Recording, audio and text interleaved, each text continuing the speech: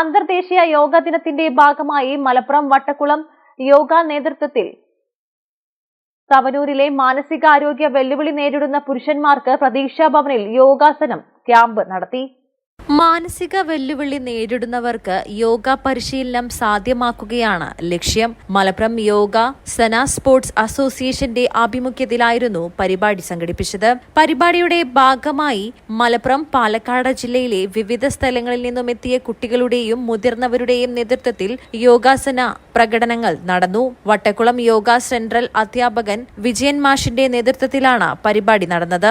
ഇന്നത്തെ ഈ കാലഘട്ടത്തില് പലതരത്തിലുള്ള മാരാരോഗങ്ങളും മാനസിക സമ്മർദ്ദങ്ങളും കൂടി വരികയാണ്. ഓരോ ദിവസവും നമ്മുടെ ശരീരത്തിലും മനസ്സിലും അഴുക്കുകൾ അടിഞ്ഞുകൂടുന്നുണ്ട്. ഈ അഴുക്കുകളെ അതാത് ദിവസം തന്നെ പുറന്തള്ളേണ്ടതുണ്ട്. അതിന് പറ്റിയ നല്ലൊരു സയൻസും ടെക്നോളജിയുമാണ് യോഗ എന്ന് പറയാം.